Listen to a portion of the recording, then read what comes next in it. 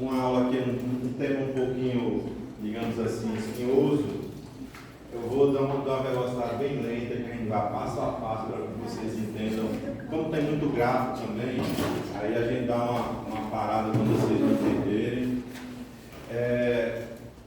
É um assunto ainda pouco abordado na grande maioria dos cursos médicos. E eu lembro sempre que uma vez eu fui dar essa aula, uma turma atrás, e a aluno perguntou: por que estudar ventilação mecânica num aluno do 7º período? Acho que não é necessário. Aí poucos dias depois chegou dois alunos para a gente estar em Natal no Alfredo e precisou de colocar a ventilação, paciente de ventilação mecânica lá. E os dois alunos que tiveram aula aqui desenrolaram bem, até o médico que estava falando não sabia mexer, eles perguntaram: como é que vocês sabem, os alunos lá da UFRN, como é que vocês sabem disso? Não, porque lá no curso da gente tem aula de ventilação. E eles ficaram, digamos assim, abismados porque lá não tinha e aqui tinha. É um assunto ainda pouco abordado nos cursos de medicina. Na minha graduação todinha, na residência, eu nunca tive aula de ventilação mecânica. Nunca tive aula nas escolas que a gente faz, mundo afora, mas na aula da graduação mesmo, nunca tive aula de ventilação mecânica. É um dos assuntos talvez mais difíceis da medicina, juntamente com o distúrbio de eletrolítico, eletrocardiogramas, arritmia, mas a gente vai tentar aqui passar de uma maneira bem simples, bem, digamos assim, bem básica mesmo, não escolher esse nome básico para fazer o... Eu não quero aqui que vocês saibam nada do outro mundo, eu quero que vocês saibam o básico. Uma ventilação mecânica, os modos mais utilizados, uma VCV, uma PCV, uma PSV. Se você sabendo disso aí, você já resolve mais de 80% das ventilações mecânicas. Raramente você pega um paciente utilizando um modo ventilatório desse mais rígido, mais avançado. Se você souber ventilação controlada pelo volume, controlada a pressão de suporte, você desenrola a grande maioria dos pronto-socorro e até das UTIs que vocês forem dar plantão em algum UTI no futuro, certo? Um pouquinho digamos assim, de passado, também porque a gente precisa saber por que a gente fazia isso aqui antes e hoje a gente faz dessa maneira, por que a gente utilizava pressão negativa no passado e hoje a gente utiliza pressão positiva, tá certo? Só para dar uma volta no passado e ver o que é que eles fizeram para a gente poder estar até hoje aqui discutindo esse assunto. Esse pediatra, durante a epidemia de difteria em 1870, ele começou a desenvolver um aparelho que abria aquela membrana difterica que causava uma obstrução de vias aéreas aguda e causava grande mortalidade nesses pacientes dessa época. Ele desenvolveu esse aparato, esses instrumentos que auxiliavam a abrir as vias aéreas, emulsionavam a membrana diftérica. Em 1900 começou-se estudos utilizando ventiladores com pressão positiva em métodos de reanimação cardiopulmonar. Em 1906, a Drager fez o primeiro protótipo de ventilador, o Pulmotor, né, que chamava, na época era utilizando pressão positiva. E a partir daí a Drager começou a dizer assim: eu vou tomar a frente do estudo da ventilação mecânica. Não é à toa que hoje a Drager é uma das grandes fabricantes, grandes desenvolvedoras de ventilação mecânica, de ventiladores mecânicos. Em 1910, Chevalier começou a desenvolver o protótipo de um laringoscópio, tá certo? E ele fez esse laringoscópio aqui de Chevalier. E aquele nome que vocês utilizam, McGill, a curva de McGill que tem no tubo traqueal, era esse anestesista que desenvolveu o tubo traqueal, que hoje é curva de McGill, muitos devem a ele, tem a lâmina de McGill, tá certo? Em 1926, esse comitê lá da Universidade de Harvard, eles tiveram uma proposta de desenvolver um ventilador. Na verdade, é um ventilador, não é um respirador, vocês vão ver por quê. Então foi dado um incentivo financeiro, alguns $1000 na época, esse grupo, para eles sentarem e estudarem como é que fazia um ventilador, porque nessa época estava havendo uma epidemia de poliomielite, certo? É como se fosse um paralelo que a gente passou agora. A gente começou numa pandemia e começou-se a ir contra o tempo para desenvolver uma vacina. E aí desenvolver um dispositivo que diminuísse a mortalidade desses pacientes acometidos por poliomielite. que é aquela doença viral que acomete lesa o corpo anterior da medula, lesando os órgãos efetores da ventilação, certo? Então, esses dois irmãos, Philip Drinker, ele iniciou as pesquisas utilizando gatos curarizados. Ele pegava cobaias em gato e induzia o curar, e começou a estudar a possibilidade de como é que a gente diminuiria o esforço inspiratório nesses animais, e começou a pensar um protótipo de um ventilador. O que é que ele fez? Ele desenhou uma caixa, pegou essa caixa fechada hermeticamente, colocou dois motores de aspirador de pó e começou a causar uma pressão negativa dentro desse ambiente fechado. Então, o que é que ele notou? Que quando se utilizava uma pressão negativa dentro desse ambiente fechado, diminuía aquele esforço inspiratório do paciente. Ele não precisava de um esforço inspiratório tão grande. Só isso aí já começou a pensar em aperfeiçoar esse protótipo aqui de um ventilador, e fez a teoria até hoje consagrada, a teoria do pulmão de aço ou do Aero-Lung, certo? Ele mesmo testou esse dispositivo, que os dois motores de aspirador, com ele aqui fora da caixa, e realmente isso aí foi desenvolvido, foi aperfeiçoado, foi utilizado em vários países, e inclusive salvou muita gente em vários continentes. Aqui no Brasil mesmo foi utilizado pelo professor Mário Rigato, lá no Rio Grande do Sul. Aqui é um ventilador mecânico chamado Aero-Lung. Na verdade, ele diminuía o esforço inspiratório do paciente. Esses pacientes que tinham lesões graves na medula, provocadas por poliomielite. Esse protótipo foi mostrado na BBC de Londres para a comunidade científica, quando foi aprovado maciçamente, difundido por todo mundo. A partir desse novo dispositivo que a gente começou a cuidar desses pacientes, começou a nascer, digamos assim, aquela noção de se cuidar dos pacientes de uma maneira coletiva. Nasceu aquele conceito de UTI, onde a partir daí começou-se a ter esse cuidado coletivo com os pacientes. A partir daí começou-se a ter essa noção de UTI. Então esses Aero-Lungs passou a fazer parte da vida de muitos pacientes. Tem histórias na literatura que você fica impressionado como isso aqui fez parte crianças eram acometidas com 3 anos de idade, viviam até 58 anos numa máquina dessa. Você tem uma ideia? Imagine só a dificuldade que tinha de fazer uma higiene íntima nessa pessoa, de ter acesso venoso, de fazer os cuidados necessários que se faz hoje num leito que é praticamente fácil de manusear, a gente se manusear dentro de um ambiente desse fechado. Era muita dificuldade, né? Então isso começou a se desenvolver ambientes multiplace, vários pacientes no mesmo ambiente. Pacientes ficaram fazendo como fez parte do dia a dia desses pacientes, esses Aero-Lungs, tá certo? Então são vários casos. O caso que mais chama a atenção, esse aqui é o presidente Nixon dos Estados Unidos, que visitava os pacientes. Esse aqui é um tipo diferente de ventilador, digamos assim, não é bem um ventilador, mas é uma couraça, que chama couraça. Ele tem duas partes, uma anterior e uma posterior. Ele cria uma pressão negativa nesse interior e facilita a expansibilidade torácica. Ainda hoje, apesar de ser arcaico, mas ainda é utilizado em alguns pacientes, tá certo? Aqui o caso que mais chama a atenção é essa jovem Dianel Hodel, é a paciente lá do Tennessee. Ela teve, como eu falei a vocês, um acometimento aos 3 anos de idade, viveu até os 58 anos de idade nesse Aero-Lung, tá certo? E faleceu lá na cidade dela, num dia que faltou energia na cidade. Aí quando a energia voltou, esse dispositivo não funcionou novamente e ela faleceu por uma queda de energia. Mas não foi nem por dificuldade ou algum problema técnico lá do ventilador. Então o Phil Drinker a gente utiliza, tem ele como digamos assim, um herói para a humanidade, como ele hoje, graças a ele nós temos hoje ventiladores altamente avançados, né, que salva vidas diariamente em várias UTIs do mundo.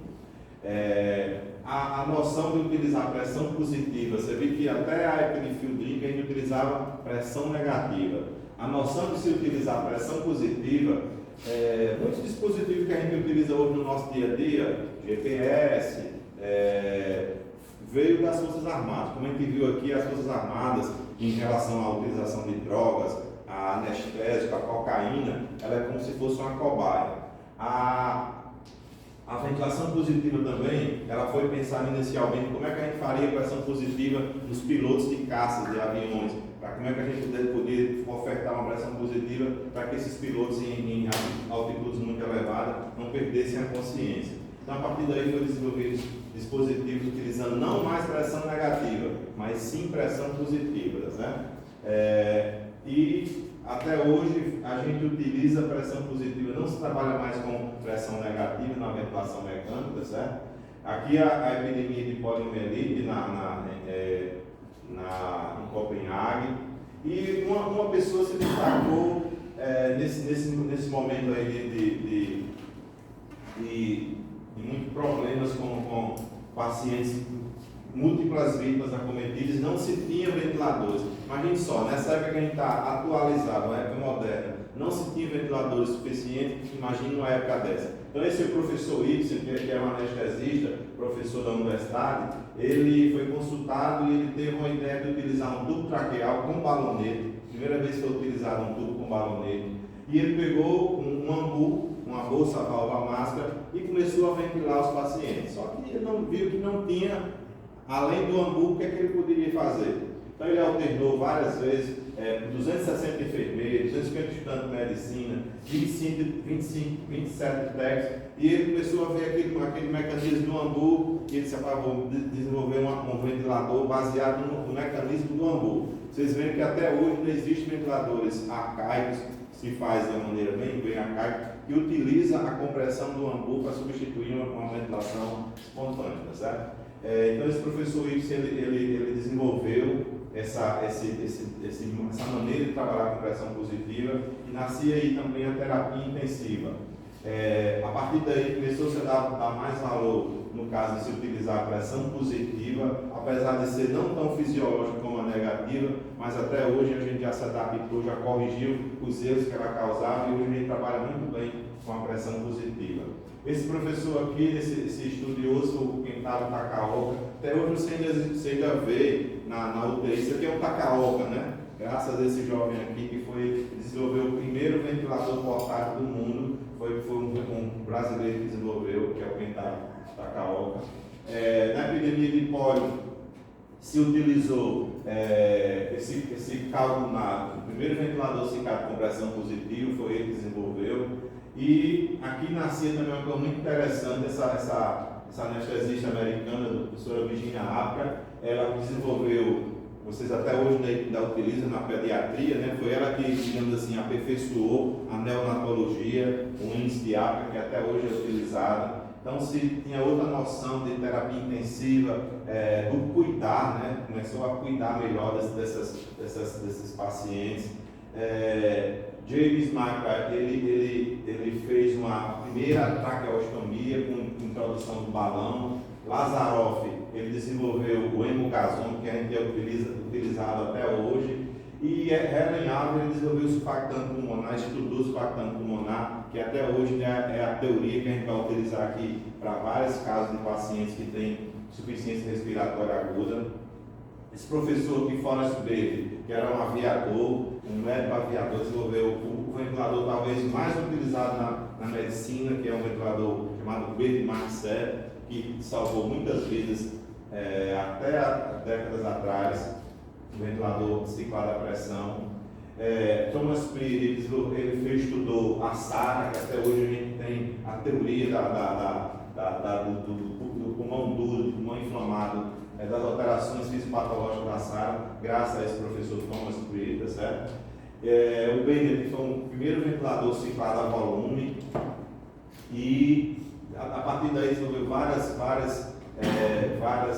tecnologias da Servo. O professor Takuro Ayoshi, ele desenvolveu o oxímetro, que até hoje não é muito utilizado. Hoje praticamente é um sinal vital que a gente utiliza na medicina, é a oximetria. E a partir de Steve Jobs, que desenvolveu os computadores microprocessados, esses computadores, esses chips, esses processadores começaram a ser utilizados nos ventiladores. Então hoje o ventilador mecânico que a gente utiliza hoje, ele é um supercomputador, que ele controla cada milissegundo do que entra no paciente, nunca do que sai. A gente vai ver aqui que a expiração é um procedimento passivo. Então a gente só controla a inspiração. Então esses processadores aí, eles controlam praticamente tudo que a gente faz durante a inspiração. Se você quiser programar todo o ciclo inspiratório, a gente programa, manda para o computador a informação e ele responde da maneira que você programou. Só para mostrar aqui a vocês a evolução de várias fases. Aqui foi o primeiro ventilador brasileiro ciclado a volume, que é o Intercept. Aqui foi o primeiro ventilador brasileiro da Pacaoca com monitorização. Hoje não se admite mais ter um ventilador que não tenha monitorização, certo? Vocês ainda vão ver aqui o Interciclo, talvez vocês ainda vejam no Tarcísio Maia, aquele interciclozinho, mas todo ventilador hoje que se pesa ele tem que ter monitorização para a gente ver as curvas respiratórias do paciente, certo? Medir a mecânica do paciente. Esse aqui é um ventilador ainda muito utilizado, que é o Vela, que é muito bom. Então, os ventiladores evoluíram desde o Mundial, ventilador do Benchmark 7, volumétrico, microprocessado, e hoje a gente está digamos assim, na era da monitorização ventilatória. Hoje a monitorização não dá muita informação. Isso aqui que eu falei a vocês, ainda se vê muito no pronto-socorro, em alguns UTIs, esse tipo de ventilador aqui. Hoje a gente deixa de utilizar esses ventiladores e utiliza um ventilador que tem monitorização. Olha o negócio está vendo aí. Quando a gente vai esfriar. Mas ele tem uma balezinha com esse quando a gente vê um ventilador desse aqui, a gente olha assim um monte de número desse, não? Imagine só aqui, ó. Um piloto de avião que vê esse monte de informação aí, saber de tudo isso, não? É muita informação. Às vezes você olha para um ventilador assim e diz assim, o que é isso? Pelo amor de Deus, ai meu Deus, o que é disparo? O que é ciclar? Qual é o volume que eu uso? Qual é a FiO2 que eu começo? Qual o modo ventilatório que eu começo? Às vezes a mente de vocês vem saída, certo? Mas a gente tem que conhecer para poder perder o medo. Tenho certeza que quando terminar aqui a aula, eu vou fazer algumas perguntas e vocês vão saber responder.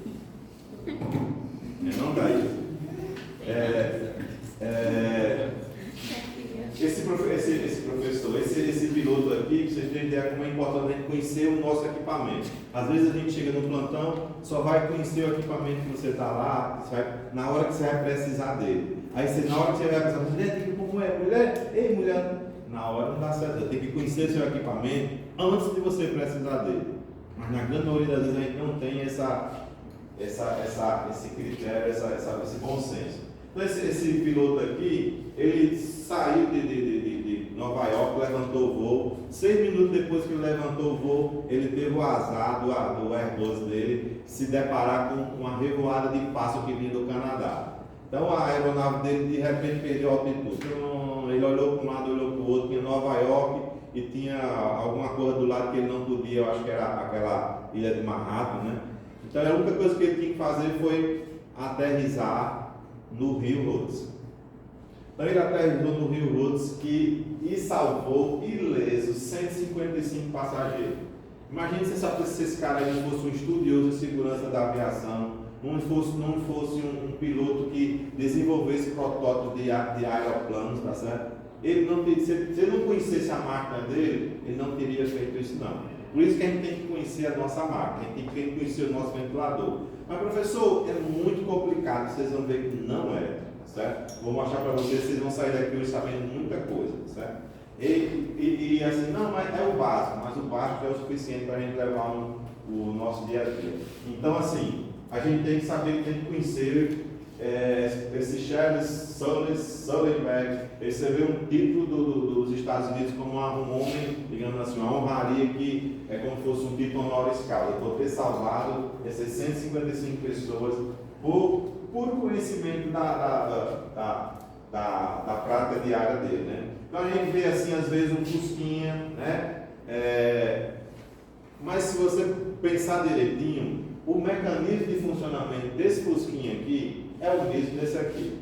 Tem o botão de ligar, tem a primeira, tem a segunda, tem a terceira, certo? O mecanismo é o mesmo. Esse aqui vai no mesmo lugar que o outro vai. Vai demorar um pouquinho para ir, mas vai, tá certo? Então assim, os ventiladores, apesar de ter algum mais moderno do que o outro, olha, esse ventilador aqui, ele faz isso, mas faz o quê? Mas o que você tem lá faz a mesma coisa que o outro faz, tá certo? Dá para você quebrar o seu galho do mesmo jeito.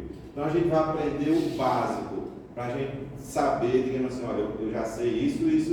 Agora eu vou me atrever mais um pouquinho e vou aprender isso aqui. Se você não souber o básico, você não vai saber o restante, não.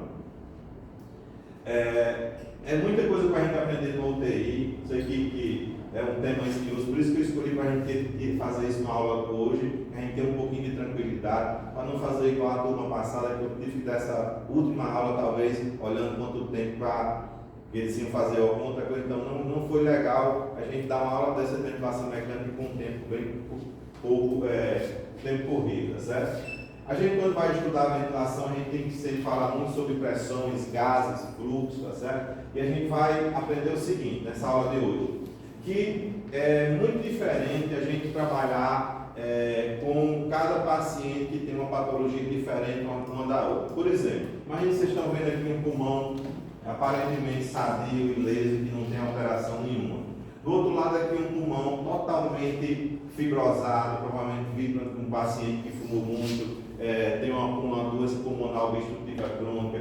Imagine só para a gente começar a raciocinar aqui.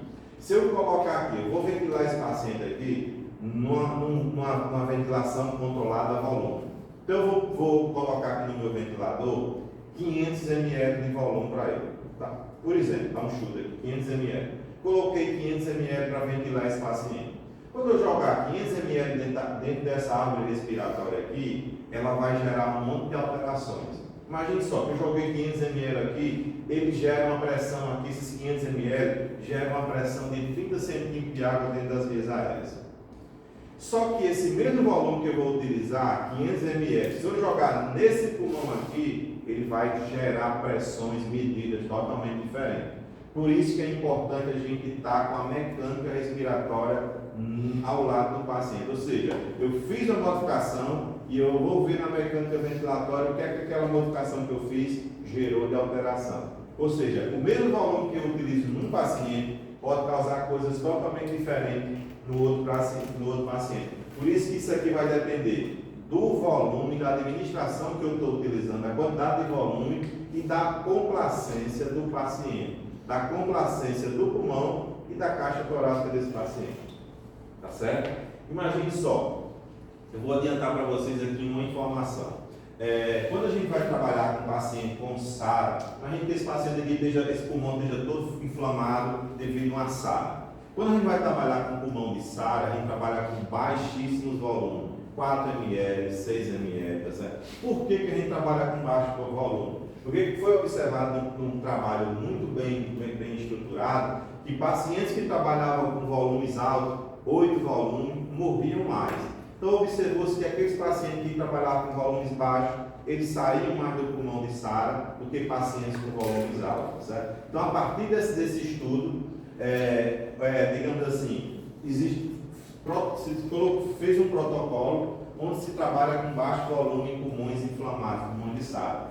E a gente, para mensurar esse volume, a gente utiliza, digamos assim, uma informação chamada, alguém aqui já ouviu falar em pressão de platô? Quanto é que está o platô dele? Alguém já ouviu falar nessa medida, pressão de platô? É tipo basal. Hein? É tipo basal. Quando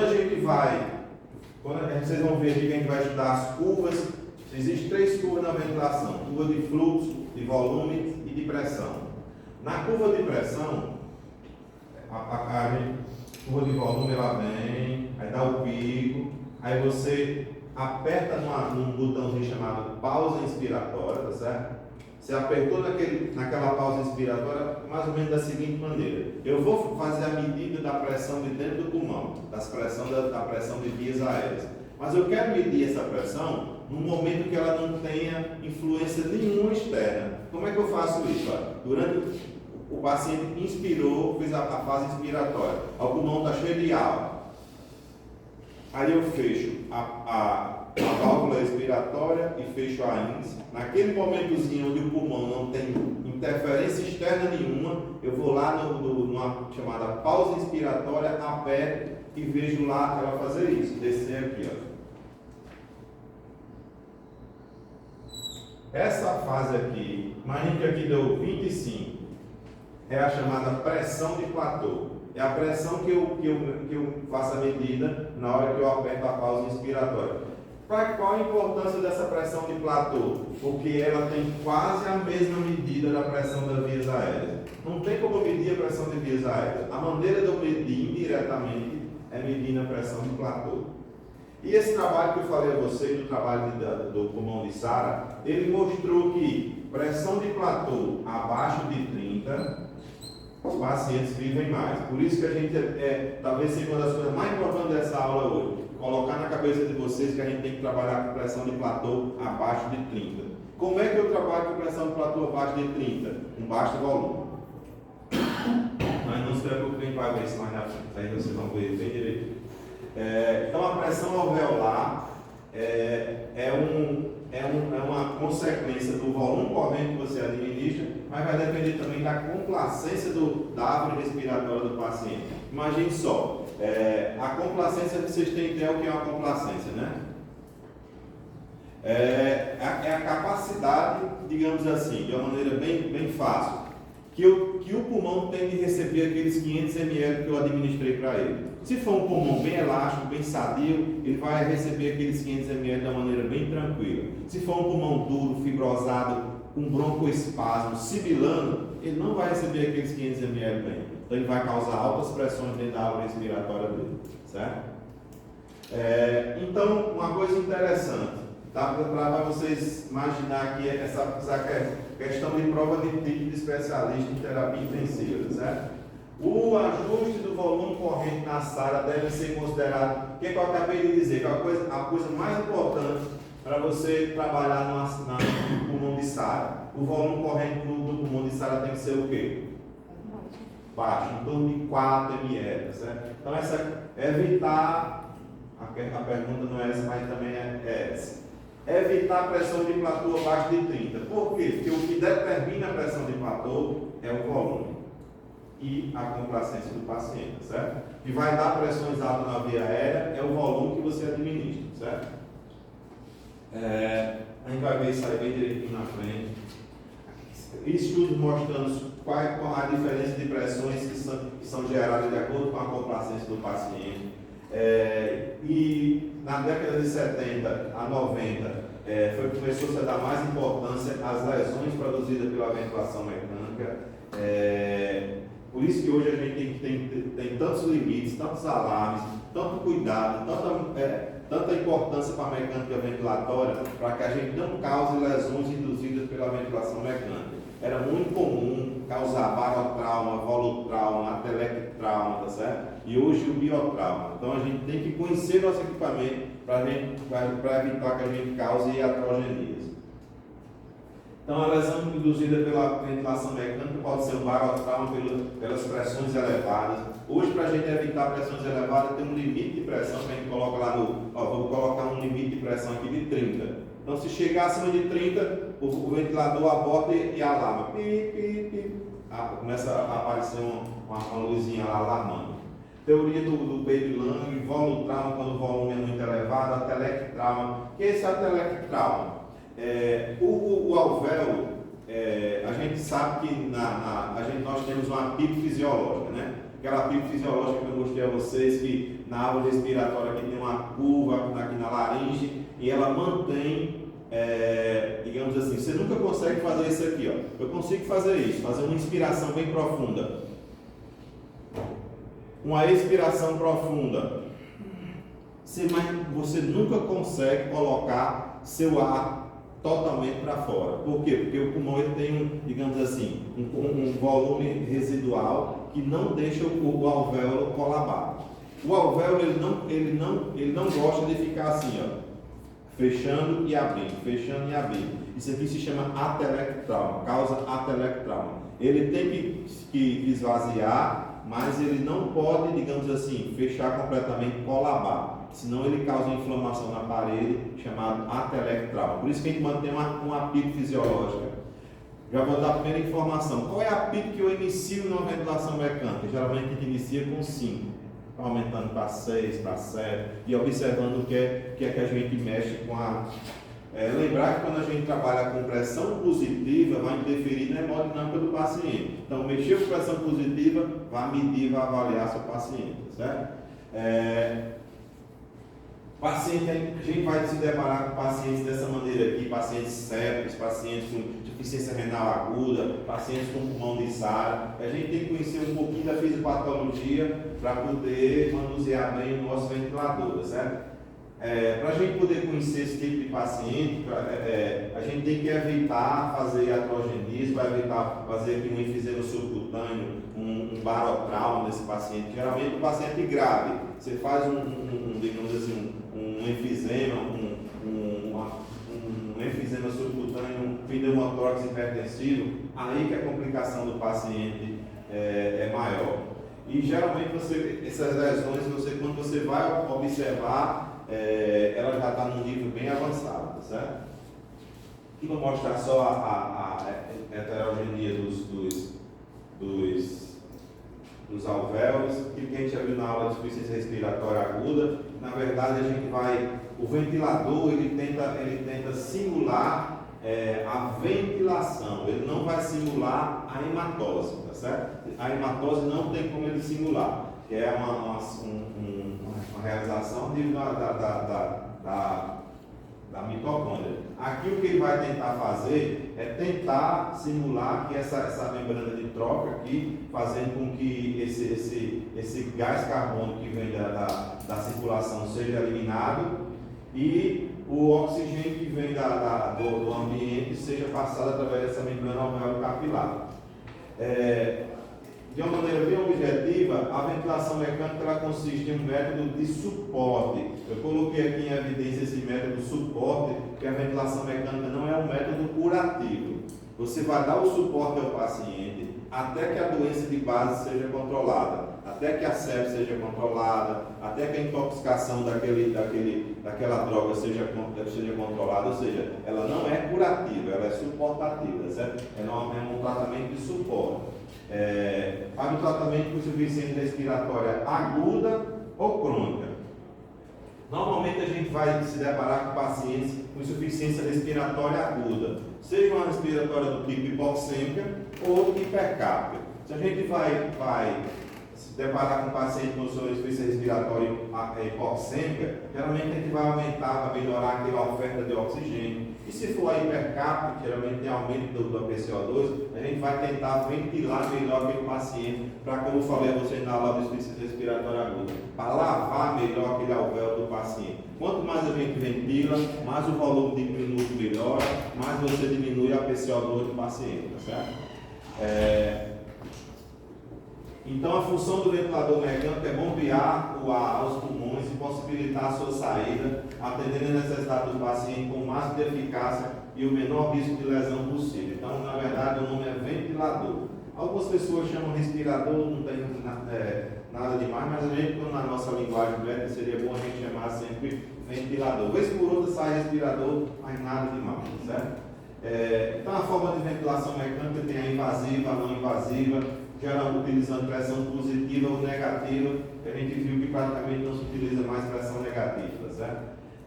A ventilação invasiva é o que a gente vai se deparar na nossa aula de hoje, vai estudar, e a não invasiva vocês já viram na aula de insuficiência respiratória aguda. Os objetivos da ventilação mecânica: diminuir o desconforto respiratório, na grande maioria das vezes diminuir o desconforto, reverter a acidose respiratória aguda, corrigir hipoxemia, reverter fadiga, reverter ou prevenir a telectasia, possibilitar a sedação e bloqueio neuromuscular, caso de procedimento cirúrgico anestésico, diminuir o consumo de músculo respiratório para aumentar a oferta de oxigênio ao miocárdio, muito comum em pacientes com choque cardiogênico, pacientes com insuficiência cardíaca descompensada. Uma grande parcela do consumo miocárdico é consumido pelos músculos da respiração. Quando você coloca aqueles músculos da respiração digamos assim, em um estágio de descanso, o coração se beneficia muito com essa diminuição do consumo miocárdico. E em alguns casos também controlar a pressão intracraniana. Na grande maioria dos casos, a gente vai tentar corrigir uma insuficiência respiratória hipoxêmica ou uma hipercápnia, ou às vezes as duas associadas, certo? De uma maneira bem geral, é corrigir a insuficiência respiratória aguda. Ou seja, diminuir o desconforto respiratório, né? Então, o que é um modo ventilatório? Eu tenho muita dúvida em saber quando é ventilação controlada a volume, quando é a ventilação controlada a pressão, quando é a ventilação de pressão de suporte. A gente vai ver isso aí direitinho, como é que funciona isso aí. Em relação aos modos ventilatórios, falta no Brasil um consenso. Às vezes você vai ver siglas aqui que vocês vão se deparar hoje. Não, o que é isso? Isso é muito difícil, mas como dizer assim, praticamente eles utilizam uma terminologia diferente para dizer a mesma coisa, certo?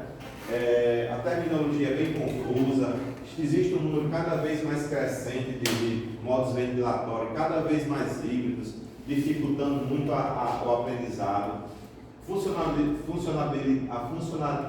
Funcionalidade semelhante, utilizando nomes distintos, certo? Até o último levantamento tinha 54 nomes de modos ventilatórios, 49 marcas de ventiladores pulmonares. Isso gera um grande desafio no treinamento e às vezes até um manejo inadequado por parte das pessoas da área de saúde.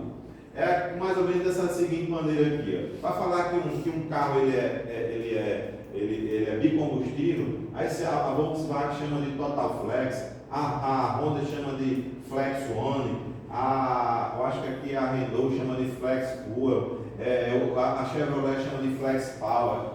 Tudo nome diferente para dizer a mesma coisa, certo? É a mesma coisa que acontece na ventilação mecânica. Então, assim, os ventiladores,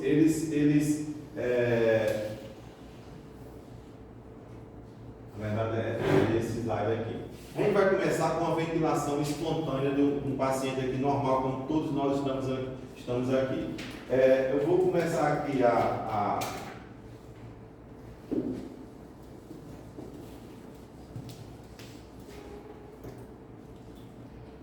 Imagine que aqui seja a caixa torácica, aqui o músculo diafragma, certo? Tudo é responsável pelo músculo diafragma. Digamos assim, a gente tenta imitar o músculo diafragma, sem querer menosprezar os outros músculos da respiração, mas o músculo diafragma é o mais importante de todos. O que é que esse músculo diafragma faz?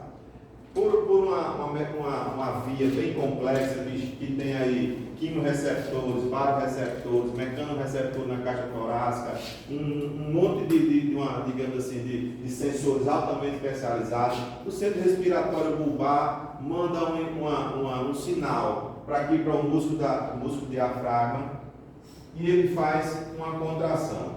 Quando o músculo diafragma se contrai, ele aumenta o tamanho da caixa torácica. Quando ele aumenta o tamanho da caixa torácica, a área aumenta. Quando a área aumenta, a quantidade de gases aqui dentro do tórax, ela diminui, digamos assim, a pressão dentro da caixa torácica. Aumentando essa pressão, diminuindo essa pressão aqui dentro, aqui a traqueia, imagina que isso seja as vias aéreas. Diminuindo a pressão aqui dentro, lembrar que aqui tem a pressão, não sei se vocês saberem disso, a pressão torácica, a pressão transpleural. Sei que você contraindo o diafragma, aumenta a expansibilidade da caixa torácica e torna essa região negativa. Quando torna essa região negativa, o ar da atmosfera, pela diferença de pressão, penetra nas vias aéreas superiores. Isso gera o quê? Uma diferença de pressão. Quando essa diferença de pressão é gerada, ela gera assim, essa quantidade de ar entra dentro do pulmão. Quando aquela quantidade de ar entra dentro do pulmão, a gente chama de volume. E aquele volume, quando ele é transmitido ao pulmão, ele vai numa velocidade. Ele pode ir assim lento, como ele pode ir bem rápido. Pode ir assim lento, como ele pode ir. Isso aí a gente chama de fluxo. Fluxo é a velocidade com que o ar entra dentro dos pulmões. E quando ele entra dentro dos pulmões, ele gera uma pressão. resumindo o que eu disse aqui, o músculo se contrai, imagine que seja uma base zero. O músculo diafragma se contrai, quando ele se contrai, ele gera uma pressão negativa. Quando ele gera uma pressão negativa, a pressão intratorácica diminui, né? O ar atmosférico penetra dentro da árvore respiratória, gerando o quê? Uma pressão alveolar. Aumenta a pressão alveolar aqui dentro. Então, assim, a negatividade da caixa torácica faz com que o ar entre. Aí, isso aqui no gráfico de fluxo gera um fluxo, e no gráfico de volume gera um volume. Tudo devido à contração do músculo diafragma. Quando o diafragma relaxa, aí entra em ação a elasticidade da caixa torácica do pulmão, jogando para fora aquele ar que entrou, de uma maneira passiva, igualmente ao ventilador. A expiração é um fenômeno altamente passivo, totalmente passivo, certo? Então, assim, tudo isso aí começa pela diferença de pressão gerada pelo músculo inspiratório, com que há esse movimento. Na verdade, é um fluxo de ar. Quando ele penetra nas vias aéreas, gera uma pressão. Quem vai ver em slides mais na frente, que é que essa pressão vai gerar nas vias aéreas. Mas tudo parte daí. Uma coisa que eu queria que você nunca mais esquecesse: essa pressãozinha aqui, essa contração muscular aqui, que o músculo inspiratório faz, o músculo diafragma faz, a gente vai precisar para o restante das nossas aulas. O nome que a gente chama ela é PMUS, pressão muscular ou pressão inspiratória, mas na ventilação mecânica a gente chama isso aí de PMUS, tá certo? Como é que funciona isso no dia a dia, na ventilação normal? Olha só aqui, a contração diafragmática, ela gera uma pressão negativa, né? A compressão diafragmática negativa a pressão das vias aéreas, faz com que as vias aéreas se tornem negativas, o ar atmosférico penetra nas vias aéreas, gerando um fluxo e, consequentemente, gerando um volume dentro da árvore respiratória. Isso aqui é num paciente que não está entubado. A gente vai ver o paciente entubado, tá certo? No caso, com a ventilação invasiva. Isso aqui é um paciente normal, da ventilação totalmente normal, com inspiração e expiração. A expiração, como falei a vocês, vai depender da retração elástica, né? Onde a retração elástica vai expulsar aquela quantidade de ar que entrou dos pulmões. Num paciente, um paciente intubado com a ventilação invasiva, aqui o diafragma está relaxado,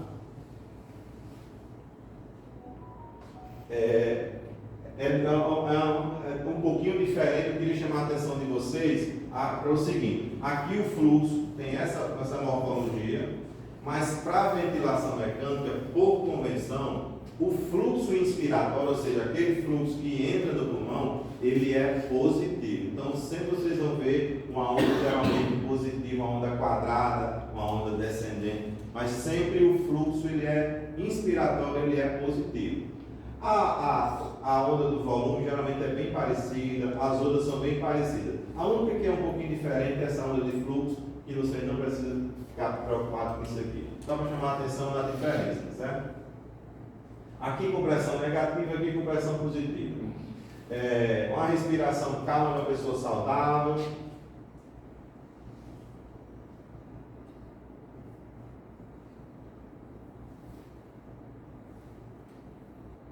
Como é o nome dessa pressãozinha aqui, que a gente já tem que saber o nome dela? PMUS. Bote uma cor na cabeça de vocês. Toda vez que tiver uma PMUS é porque a musculatura respiratória está ativa. Ou seja, o ciclo ele é assistido ou espontâneo. Tá certo? Se o paciente não estiver puxando, é porque ele está sedado. Ou ele não está puxando, ou seja, não está trigando, não está puxando, não está desencadeando um ciclo respiratório. Teve essa PMUS aqui, o paciente está ativo. Tá certo? Começa essa PMUS, a gente vai precisar daqui para frente em tudo, viu? Chamar a atenção de vocês aqui, uma coisa interessante. Toda vez que você disser assim, ó, eu falei a vocês que a mecânica respiratória, aquela tela de monitorização é muito importante. Quando você disser assim, esse paciente está fazendo autopique, onde é que você vê autopique? Na curva de fluxo aqui, ó. Você preste atenção que olha só, imagine que eu dei 500 ml para o paciente. Se eu dei 500 ml para o paciente tem que absorver os 500 ml, mas tem que eliminar todos os 500 ml também.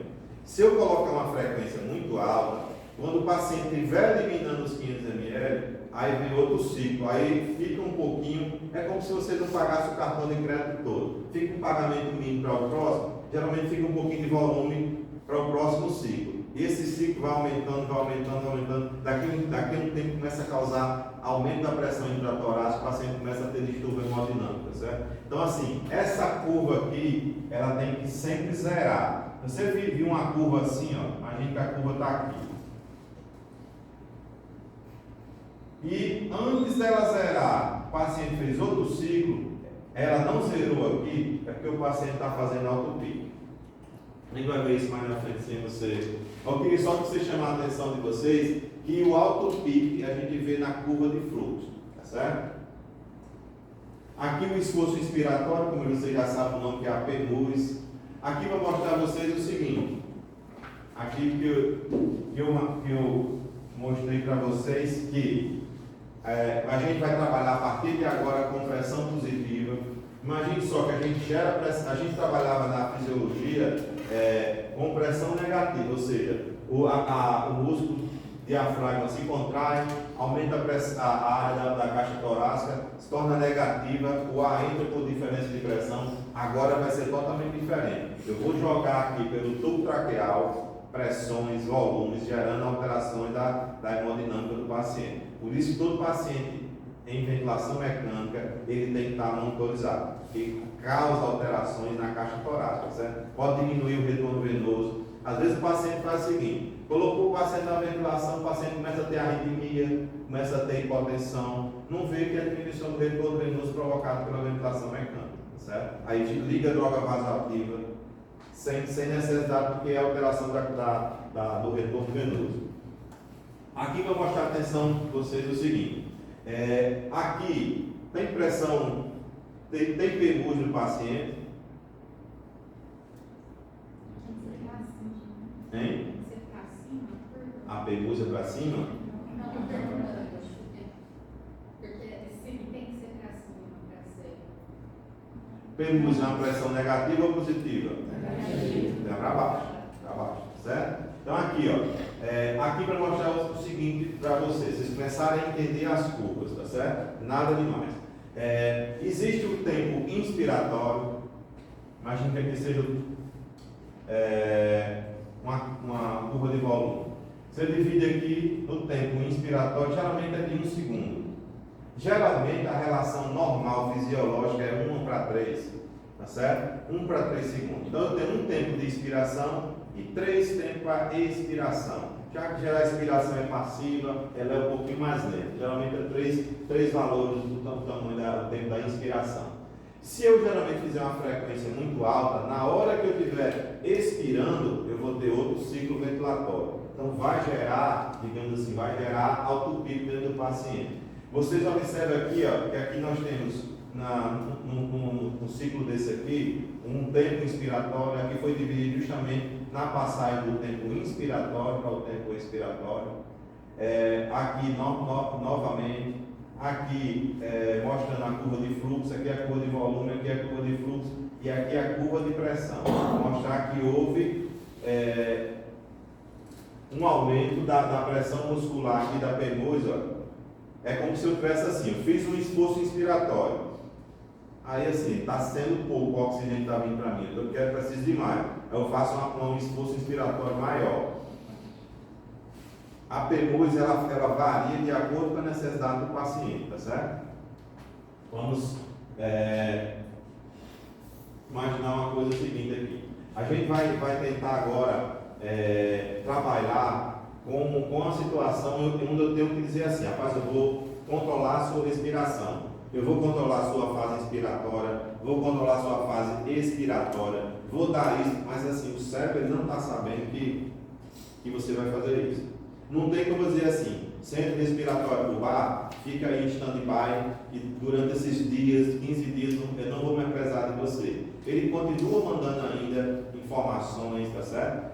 Por isso que a ventilação ainda dá tanta assincronia entre o ventilador e o paciente. Por isso que a gente tem que estar sempre olhando a monitorização, porque a monitorização indica quando o paciente está desconfortável, certo? Aquilo que eu mostrei a vocês nesse desenho aqui, a ventilação espontânea, geralmente a gente trabalha com pressão negativa, a gente já expliquei tudo como é que funciona aqui, você tem a contração diafragmática gerando a pneumosia, você já sabe como é essa pneumosia, certo? Ocorrendo um aumento, uma negativação do espaço pleural, uma pressão subatmosférica, aumento gerando um fluxo de ar que penetra nas vias aéreas e vai gerar aquele fluxo e aquele volume corrente, né? Na ventilação com pressão positiva é totalmente diferente. A gente vai jogar uma quantidade de pressão positiva aqui dentro. Na verdade, a gente diz que o ventilador ele é um gerador de fluxo. Então, a gente vai gerar um fluxo aqui dentro positivo e o diafragma vai estar relaxado. Então, isso é diferente. Na ventilação espontânea, o diafragma está totalmente ativo. Aqui eu digo assim, o diafragma fica relaxado, por isso que dá tanta sincronia, tá certo? Então, esse espaço fica agora positivo, ou seja, totalmente antifisiológico, né? Por isso que muitas vezes a gente tem que sedar o paciente, porque no início ele dá muita sincronia, e a gente tem que utilizar um método que a gente vai ver aqui, um modo ventilatório que seja mais fisiológico possível. A gente vai ver aqui que entre os métodos, os modos fisiológicos, a ventilação controlada a pressão, ela é bem mais fisiológica do que a pressão controlada a volume. Vocês vão ver por quê no final da aula, certo? Então assim, se a gente não entender como é que funciona um ventilador, vocês não vão entender ventilação mecânica. Na verdade, aquela foto que eu mostrei a vocês de Steve Jobs, tá certo? Desenvolvendo os microprocessadores. O ventilador nada mais é do que um computador altamente aperfeiçoado. Ele tem vários chips que comandam várias informações no computador. Então, como é que funciona o ventilador? Ele tem dois ramos, um ramo inspiratório e um ramo expiratório, tá certo? Esse ventilador aqui, ele tem sensores mais, digamos assim, aperfeiçoados possível. Então, eles controlam cada milissegundo da nossa ventilação. Então, como é que funciona? Imagine só, eu vou jogar aqui para o meu paciente 500 ml. Eu digo 500 porque geralmente é o volume mais comum na grande maioria da população. Eu vou jogar aqui 500 ml para o paciente. Esses 500 ml vão se adaptar aqui dentro dessa água respiratória do paciente. Vai passar alguns milissegundos aí dentro. Essa válvula inspiratória se fecha, fechou a válvula inspiratória. O ar foi para dentro do pulmão, passou alguns milissegundos, a válvula expiratória aqui que estava fechada se abre. Então, uma se abre, aqui está fechada. Ela fechou aqui, abriu aqui, fechou aqui, abriu aqui. Ou seja, nada mais é do que um certo controle, digamos assim, uma sincronia entre a válvula inspiratória e a válvula expiratória. Professor, quer dizer que sempre que uma está aberta, a outra está fechada? Não necessariamente. Por exemplo, eu joguei aqui a válvula inspiratória está aberta, eu joguei aqui os 500 ml para essa válvula inspiratória do paciente. Aí eu coloco lá um dos dispositivos, uma das teclas lá do ventilador, eu coloco assim, tem pausa inspiratória. Eu coloco uma pausa inspiratória de 2 segundos. Na pausa inspiratória, para que serve a pausa inspiratória? Para dizer assim, olha,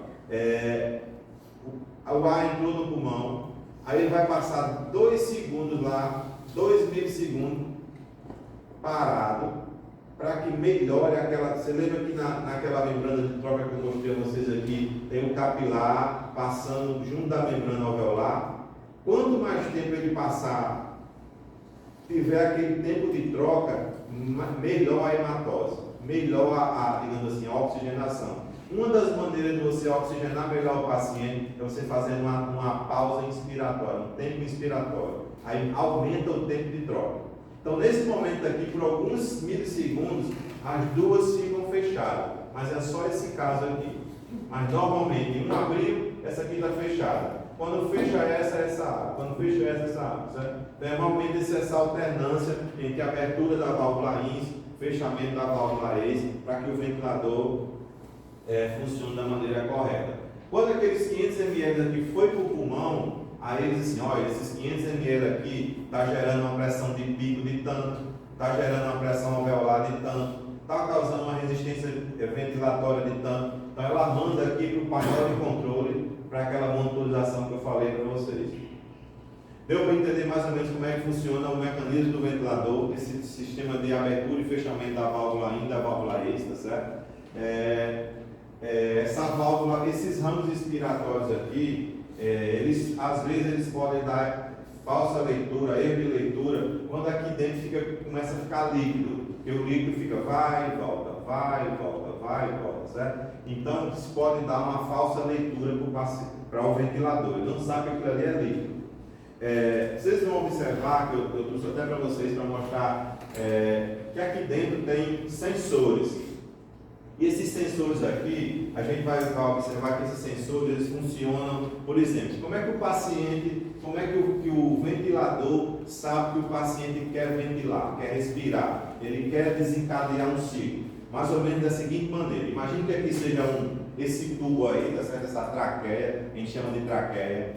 Ele tem sensores aqui nessa região, sensores de fluxo, sensores de sensibilidade, que ele funciona mais ou menos assim, ó. Imagine que aqui seja a traqueia e funciona assim, ó. Ou seja, quando o paciente quando ele aumenta a pressão negativa e faz isso, ó, aí o sensor entende que o paciente está querendo ventilar, aí ele manda um ciclo ventilatório. Ou seja, quando aumenta o fluxo dentro da traqueia, ou aumenta a sensibilidade, ou diminui a pressão, eu posso dizer assim, esse meu ventilador aqui, ele tá programado para receber, para entender o fluxo, ou então ele está programado para ser sensível à pressão. Então eu posso regular ele, tanto a pressão quanto a fluxo. Aí ele vai entender quando é que o paciente quer ventilar, certo? Quando ele quer mandar um ciclo inspiratório. Por isso que a gente diz assim, o paciente está trigando. O paciente está trigando, trigger, quer dizer que o paciente está querendo ventilar, está querendo respirar, certo? Aqui só vou mostrar a vocês como é que funciona o funcionamento do ventilador. Tanto faz o ventilador mais arcaico como o mais moderno hoje, ele funciona da seguinte maneira, igual o Fusquinha e a Ferrari, a Lamborghini, tá certo? Professor Afonso, eu consigo enxergar bem esse sistema no BiPAP, mas como no CPAP, que o fluxo é contínuo? Na verdade, o CPAP ele não está entubado, não invasivo. Desculpa, Diferente. Uma boa pergunta. O CPAP, a gente utiliza esse modo CPAP, que é da ventilação não invasiva, e acopla a uma ventilação de pressão de controle. Por exemplo, é um dos modos de ventilação não invasiva que a gente pode tirar e colocar ele na invasiva. Então você pode ter um CPAP com pressão de suporte. É um modo híbrido, mas é porque esse caso aí ele não está entubado. Então a gente, quando começar a estudar a ventilação mecânica, a gente viu que a inspiração era totalmente dependente do paciente, tá certo? Aqui que eu mostrei a vocês, o ventilador abre, fecha, quem já acabou de ver, quem já sabe como é que funciona aqui essas válvulas inspiratórias, válvula expiratória. Aqui a gente vai, digamos assim, para o propriamente dito. Eu falei a vocês que a gente tem três tipos de curvas na ventilação: a curva de fluxo, a curva de pressão e a curva de volume. Para a gente entender aqui o ciclo respiratório, a gente vai começar aqui pela curva de fluxo. Como é que funciona essa curva de fluxo? Olha só, aqui é como se eu tivesse aquele gráfico que eu mostrei a vocês. Aqui é o início da inspiração, certo? É como se eu fosse assim, iniciar o ciclo. Vou negativar a pressão da minha pemuz, né? Vou contrair meu diafragma e vai gerar uma pressão negativa que vai fazer um fluxo. O fluxo que gera é esse aqui, ó, fase inspiratória. Aquele fluxo que foi gerado penetrou na minha árvore respiratória. Imagine que eu fiz o seguinte: vai entrar os 500 ml. Quando chegou os 500 ml, aí disse assim: olha, aqui a válvula inspiratória se abriu. A válvula inspiratória abriu, entrou os 500 ml. Quando entrou os 500 ml, opa, está programado para entrar só 500. Aí quando eu disser assim, entrou os 500, fecha a válvula INS e abre a válvula EIS. Ou seja, aqui houve a ciclagem. O que é ciclagem? É a passagem da fase INS para a fase EIS. Nunca esqueça o que é ciclagem, tá certo? Professor, esse modo é o que? É ciclada volume. O que é ciclada volume? Eu coloquei lá na programação e quando eu chegar em 500 ml ele cicla, ou seja, ele para, aborta o ciclo e a válvula respiratória se abre. Deu para entender o que é ciclar? Ciclar é terminar, findar, parar, interromper. Nunca confunda ciclar com isso aqui, ó. Aqui é o início, é o disparo. Esse aqui é disparado aqui. Ele pode ser disparado daquelas duas maneiras que eu falei a você: a fluxo ou a pressão. O que eu falei a você aqui? O ventilador sente, nota quando o paciente quer disparar, tá certo? Então aqui eles podem ser disparados, por exemplo. Imagine que um paciente acabou de chegar do centro cirúrgico, ele está utilizando propofol, midazolam, ketamina, está utilizando um coquetel de sedativo lá que está totalmente sedado, ele não tem PEMUS nenhum. Então você nunca vai colocar um tipo de ventilação dessa, um tipo de modo desse, com um paciente que está acordado, que está sedado, certo? Você vai colocar uma ventilação que o paciente esteja com a musculatura respiratória ativa, certo? Porque tem a PEMUS. Então se você colocar se você pegar um paciente desse que acabou de chegar aqui do centro cirúrgico, aí você vai colocar lá ele na ventilação controlada, tá certo? Por que é controlada? Porque o paciente está apagado. Aí você vai fazer o seguinte: eu coloquei aqui a ventilação de 15 de frequência. Quando você coloca 15 de frequência, a própria calculadora do ventilador, ele vai fazer o seguinte: ele vai dividir os 15 por 6, por 60 minutos, 60 segundos, né? Então vai dividir bem direitinho ali os 15 ciclos em 1 minuto. Então ele vai dar o quê? Um segundo de inspiração para 3 de expiração. Ele mesmo vai dividir ali. Então aqui ela pode ser ciclada a tempo, pode ser ciclada a fluxo, disparada a tempo, disparada a fluxo e disparada a pressão. Quando o paciente está totalmente sedado, ela é disparada a tempo, porque ele não vai esperar o paciente fazer uma PEMUS, o paciente está sedado. Então você colocou logo 15 ciclos por minuto, então ele vai disparar naquele que você programou. Se o paciente estiver acordado, aí ele vai ser disparado a fluxo ou a pressão. Você vai ver isso mais na frente. Eu queria só que vocês aprendessem uma coisa aqui nessa figura. A fase INS, que a gente sabe o que é, aquela fase que o ar entra, e quando chegar aquele limite pré-estabelecido, aí ele fecha a válvula inspiratória, abre a válvula EIS e ele cicla da fase INS para a fase EIS, tá certo? Isso aqui se chama ciclagem.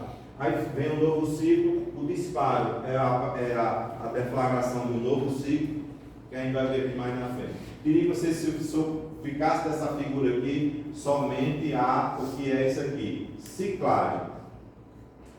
Outra coisa que eu queria que vocês observassem é que eu falei a vocês na frente, né, mais anterior, que geralmente a curva de fluxo tem essa conformação aqui, ela é quadrada, tá certo? A grande maioria das vezes ela é quadrada. Então assim, aquilo que eu falei a vocês no início da aula, que as coisas que mais geram dúvida na população de enfermeiros e médicos, geralmente são modos ventilatórios, aquilo que mais ajustes básicos para o teste de ventilador, geralmente você tem mais dúvida, juntamente com os itens da ventilação. Ou seja, é um assunto que a gente ainda tem que aprender um pouco. Aquilo que eu falei a vocês, uma coisa importante para você lavar o alvéolo, para você ventilar, para você diminuir a PaCO2 do paciente, quanto mais você ventilar, mais você vai eliminar CO2. Existe uma informação chamada volume minuto. O que é volume minuto? É o volume corrente do paciente vezes a frequência respiratória. Imagine só, se eu tenho 500 ml de volume e 12 incursões por minuto, eu multiplico os dois, vai dar a quantidade de litros por minuto, que é o volume minuto. Então é o seguinte, imagine só, Se um paciente tiver com a PaCO2 elevada, a gente está com a acidose respiratória. Vocês lembram que acidose respiratória é sinônimo de PaCO2 elevado, né? Se eu boto lá um caso clínico, o paciente está com um pH de 7,30. Aí eu disse assim, olha, o paciente está com o quê? Aí você vai olhar acidose respiratória.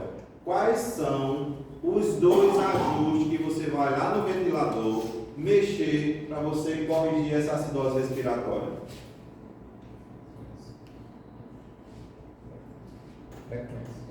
Frequência e volume. Quanto mais, olha só a diferença, olha. Eu vou ventilar aqui agora com 200 ml de volume, por exemplo, olha. Ou seja, eu quase não estou lavando. Agora eu vou ventilar com 500, olha. Olha só a diferença. Quanto maior o volume, mais ocorre, digamos assim, lavagem do ar alveolar. Quanto mais eu ventilar, ó, os dois parâmetros que lavam o alvéolo, que diminui a PaCO2, é volume e frequência. Então, pelo amor de Deus, quando vocês pegaram a gasometria e dizem assim, olha, está com acidose respiratória, vou lá mexer na FiO2. Não serve. Você vai diminuir, você vai mexer com o pH, você melhorar. Se você mexer no volume ou na frequência respiratória. Tá certo? Então, é um determinante do pH, o volume corrente e a frequência respiratória. Deu para entender aí? Aquilo que eu mostrei a vocês, ó.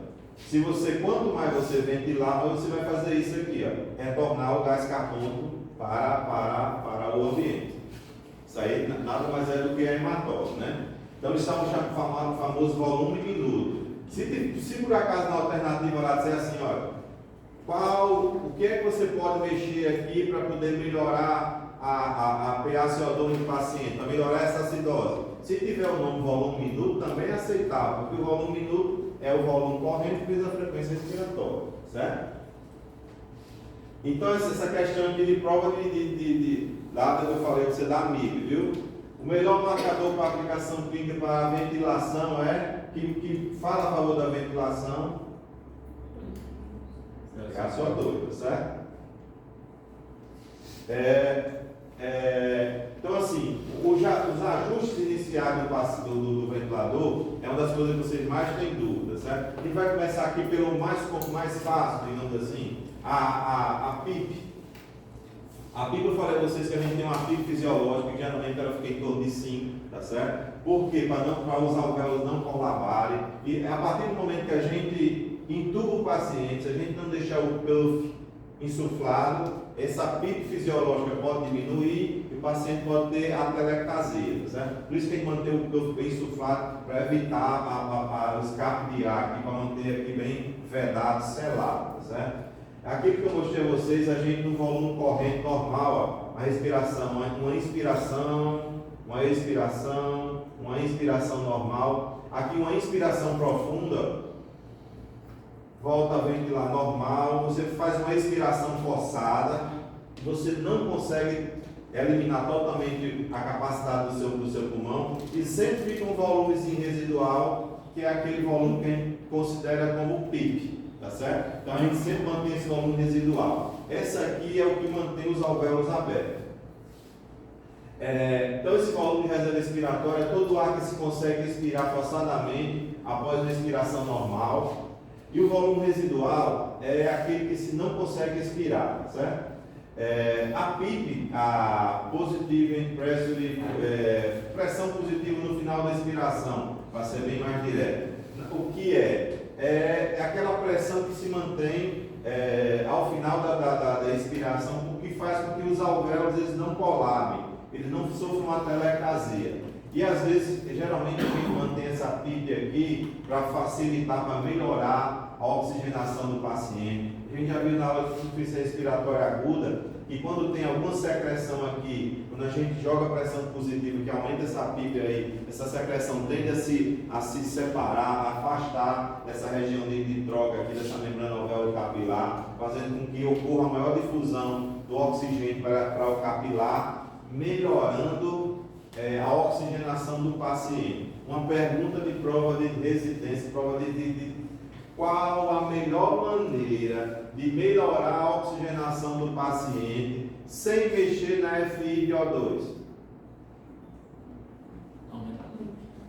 PIP. Olha só, quem mexe em FiO2, ele não entende nada. Por exemplo, eu estava plantando uma UTI, aí terminava tudo, eu ia deitar, no outro dia de madrugada, quando eu chegava de manhã cedo, a enfermeira dizia assim: olha doutor, aquele paciente ali do leito 7, ele desaturou de madrugada. Aí eu fui lá, deixei a FiO2 dele de 100, ele passou a noite toda bem. Você acha que ela está certa? É muito fácil ir lá e dar 100% de oxigênio. O oxigênio ele é fibrosante, ele causa radicais livres, ele causa broncoconstricção. O oxigênio ele só pode ser utilizado, não é que ele só pode, ele só deve ser utilizado em frações acima de 50% em poucas horas. Quanto mais você puder diminuir a FiO2, menos deletério para o seu paciente. O oxigênio ele é tóxico. Tá certo? Então, assim, trabalhar com altas frações de oxigênio é ruim, é deletério para o paciente. Então, quanto mais rápido você puder diminuir a FiO2, melhor. Uma das maneiras de você diminuir a FiO2 é você trabalhando com PIPs. PIPs de 5, de 10, de 15. Geralmente, já vi trabalhar até com PIP de 20. Normalmente, a gente trabalha no máximo em 15. Mas PIPs elevada é o que a gente tira o paciente do quadro de insuficiência respiratória aguda sem trabalhar com altas frações de oxigênio, certo?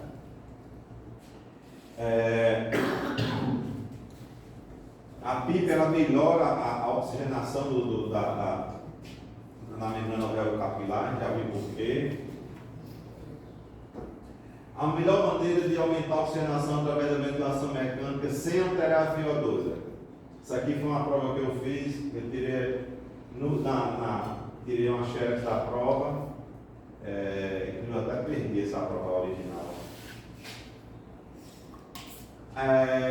Quando a gente quer melhorar a PIP, a fisioterapia geralmente trabalha dessa maneira aí, melhorando, fazendo um recrutamento alveolar, que a gente viu na aula de insuficiência respiratória aguda, que a gente vai pegar aqueles alvéolos que estão chantados, colocar a pressão positiva dele, até ele começar a abrir. Depois que ele abre, ele se mantém aberto, se a gente mantiver a pressão positiva, tá certo? Ou seja, a gente recruta alvéolo para diminuir a FiO2. Quanto mais você utiliza PIP, mais você diminui a FiO2. Na questão do Covid, eu vi muitos casos que estavam dando errado o fluxo de oxigênio. No caso, o pessoal estava aumentando a FiO2 na época. Estava aumentando a FiO2. É porque é o seguinte, a Covid é porque ela veio de uma maneira que a gente não tinha muito conhecimento ainda. Você trabalhava com a PIP máxima, trabalhava com a FiO2 máxima e o paciente não melhorava a saturação. Há muitos casos teve problema porque você estava causando barotrauma, volutrauma, porque você queria fazer o máximo, mas eu só trabalhei com PIP até de 25, mas não tem como trabalhar com mais não. Aí vamos trabalhar e ia acontecer alguma coisa. Mas assim, o que se tem na literatura, talvez tenha alguns trabalhos depois da Covid, olha, lá nesse serviço trabalhou com PIP de 30, o índice de problemas foi esse, já vai sair mais trabalho. Mas o que a literatura diz até hoje, trabalhar com 15, 20 é mais seguro. Também porque o pulmão da Covid é um pulmão inflamado, semelhante ao pulmão de sapo, né? Então a PIP, ela melhora a distensão dos alvéolos normais, previne colapso na expiração. Aquilo que eu falei a vocês, na inspiração, na expiração, para evitar esse colapso, aquele atelectrauma, você mantém o PIP, digamos assim, armado, ele não se desarma, você mantém ele armado. Recrutamento e reabertura de alvéolos colapsados, ele melhora a oxigenação, aumentando a capacidade residual funcional, a redistribuição do líquido do edema alveolar, que eu falei a vocês, melhora a complacência pulmonar e redução do chanto pulmonar. Tudo isso melhorando a oxigenação sem precisar trabalhar com FiO2 alta, certo? Olha só a radiografia de um paciente totalmente com um chanto, totalmente chantado. Quando você começa a utilizar PIP, aquelas áreas que estavam não utilizadas, começa a ser recrutada e começa a aparecer áreas de alvéolos funcionantes. PIP de 5, PIP de 15, olha a diferença. Aqui para mostrar a vocês como é que funciona, eu acho que eu já mostrei esse vídeo para vocês na aula de doença respiratória aguda, como é que esses alvéolos estão abrindo quando se aumenta a PIB, tá certo? Recrutamento com PIB, aqui tem uma PIB de 0, que chama de ZIP também, e aqui uma PIB de 19, olha só a diferença, a quantidade de área que tem funcionando nesse caso, quando se utiliza uma PIB de 19. Aqui um paciente com pressão com PIB de 0, e aqui aumentando-se a PIB, olha só como melhorou aqui, tanto na radiografia como na tomografia também. Então, para comprovar que no caso aqui é CPAP, né? Nem a ventilação invasiva, né? Só para mostrar a vocês que a PIB é muito bem-vinda em casos de pacientes que estão precisando de altas FiO2, você vai trabalhar com PIB. Outra maneira de se melhorar a oxigenação do paciente também é você pronar o paciente. Hoje, cada vez mais, tem pessoas, digamos assim, experientes em pronação, tá certo? Aquele desequilíbrio a gente já viu na aula de doença respiratória aguda. Por que a gente tem que trabalhar com PIBs elevados? Porque esses alvéolos geralmente estão chantados, cheios de líquido, de secreções, de substâncias que dificultam a membrana de troca.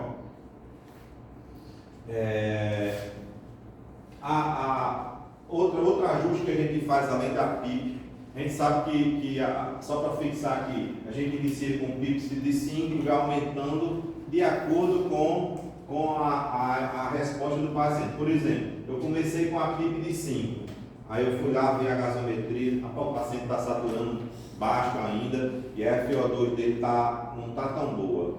Aí eu disse, vamos aumentar a PIB para 10? Está 7, está 10, vai depender da evolução. Aí eu disse assim, rapaz, a PIB dele está 7.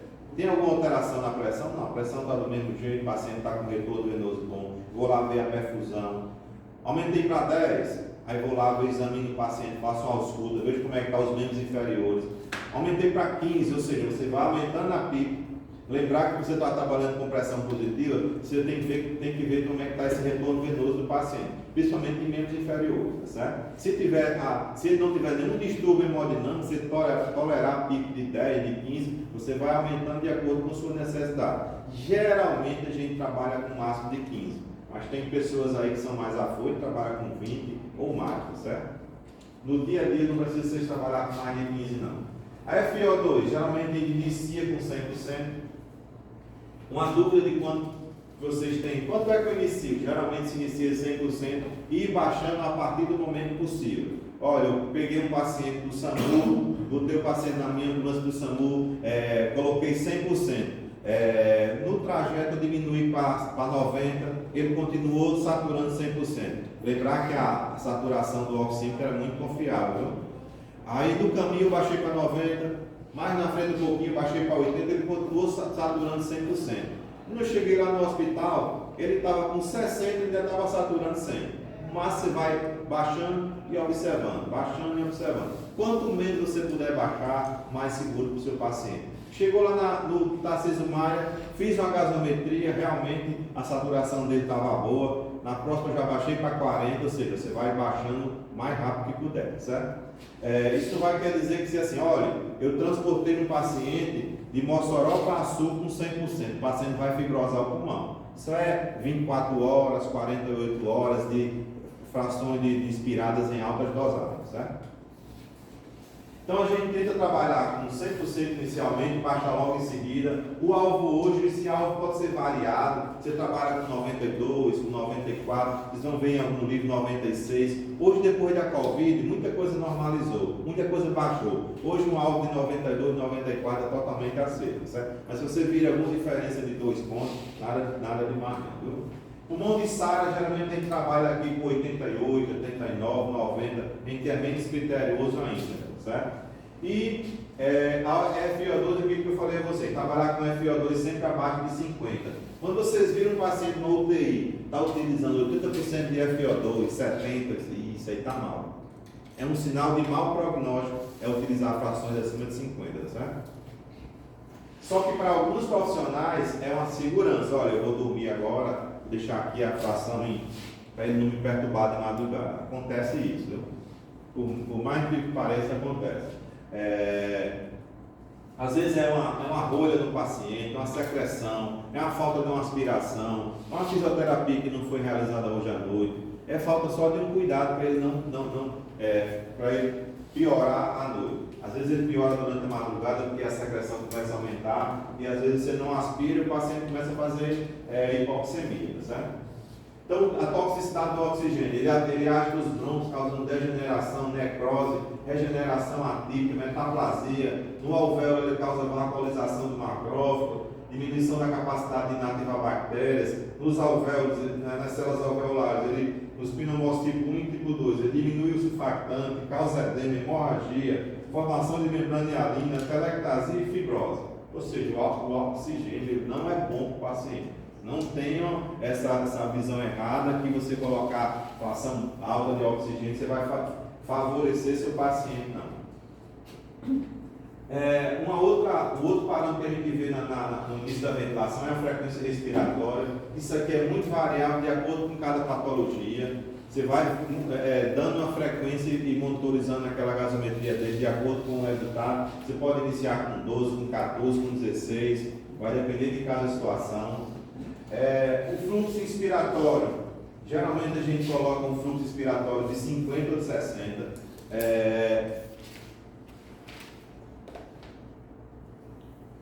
De 50 ou de 60. A PIP, a gente já falou aqui na PIP. E lembrar que alguns pacientes que estão aqui nesse tubo T, eles perdem aquela PIP fisiológica que a gente tem, porque aqui não tem nenhum puff insuflado aqui dentro, então ele pode causar o quê? Uma broncoaspiração, uma telectasia.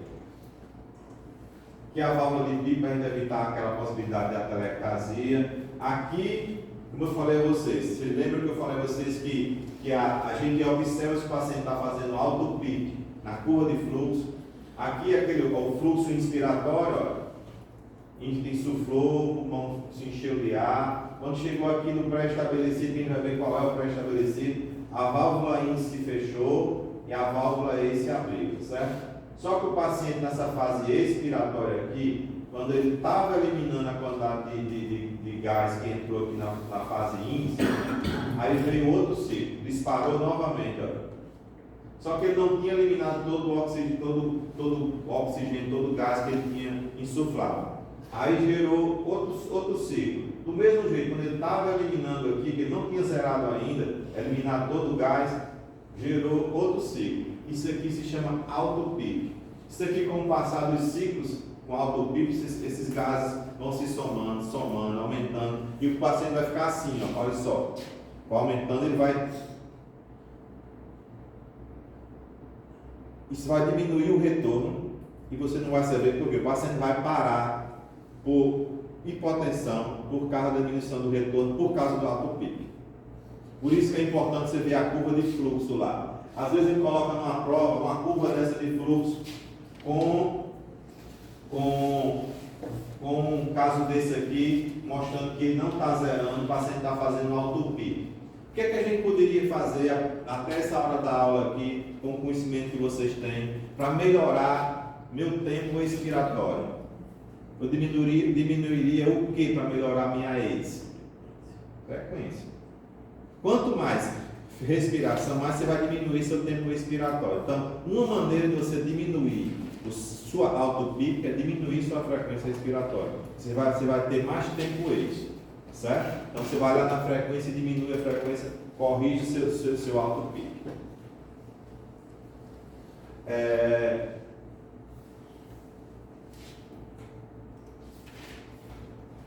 Aqui que eu mostrei você. Essa questão aqui é daquela prova de tipo especialista que eu mostrei a vocês, tá certo? Então aqui ele perguntava mais ou menos assim, baseado na curva, tal. É correto afirmar que o paciente está fazendo autopic, só isso.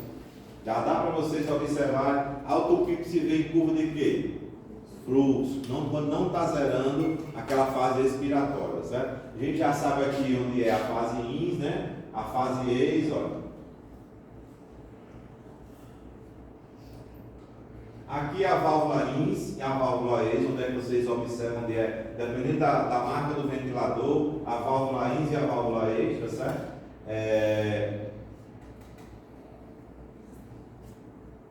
Autopipa a gente já sabe como é que funciona. O volume corrente, geralmente, que horas são aí? Fazer 13h30 para a gente ir. O volume corrente, a gente vai depender de cada patologia. Hoje, cada vez a gente está utilizando menos volume corrente. No pulmão de SARA, a gente utiliza geralmente 4 a 6 ml, mas numa patologia normal a gente utiliza 6 ml. Mas a gente, o paciente esteja, olha, vai fazer uma cirurgia, vai fazer uma abdominoplastia. Geralmente a gente utiliza 6 ml por quilo no paciente normalmente sem nenhuma doença pulmonar. Mas se for um pulmão de SARA, paciente com ascépsia pulmonar, a gente já utiliza aqueles critérios da ventilação protetora, tá certo? Mas o volume geralmente 6 ml por quilo. Normalmente, uma frase que se diz, pulmão não engorda, tá certo? Então, pulmão não engorda. Se você tiver um paciente com 110 kg, você faz pelo peso ideal dele. Faz dessa forma aqui. 50, por exemplo, 50 mais 0,1, tal, você usa dessa forma. Ou seja, você não vai fazer pelo peso total dele. Vai fazer o peso, chama peso predito, tá certo? Então, não lembre que pulmão é um dos órgãos que não engorda, viu? Então a gente vai calcular, geralmente no próprio computador, no próprio ventilador, ele já calcula o peso ideal do paciente. Se o paciente, você digita lá o peso, ele dá o peso ideal, tá certo? Mas em algumas UTIs tem aquela tabelazinha de peso ideal. O volume corrente de um paciente normal é o ar que entra e que sai das vias aéreas no ciclo ventilatório habitual. Paciente estubado pode variar até de 10 a 15 ml, vai depender da conformidade da caixa torácica de cada paciente, da etnia, da raça de cada paciente. Em média, 6 ml por quilo se o paciente estiver entubado. Um paciente de SARA, geralmente a gente utiliza 4 ml por quilo. E a gente sabe que o volume minuto ele é o volume corrente vezes a frequência.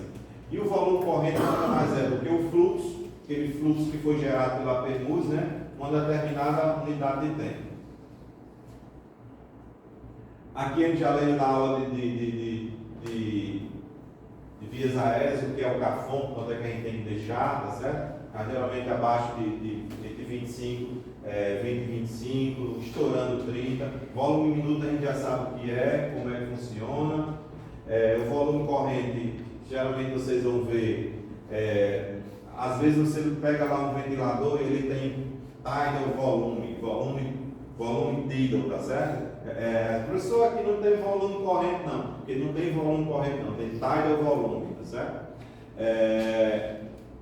O fluxo inspiratório a gente já viu que é de 50 a 60. O fluxo ele pode ser, isso aqui é interessante vocês saberem, digamos assim, para o restante da aula. Existem vários tipos de forma de fluxo de onda, tá certo?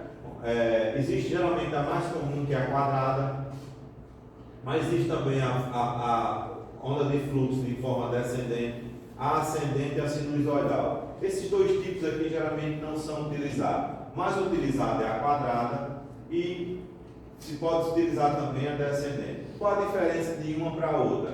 Toda vez que você vai medir a mecânica de um paciente, olha, eu vou medir aqui a pressão de platô.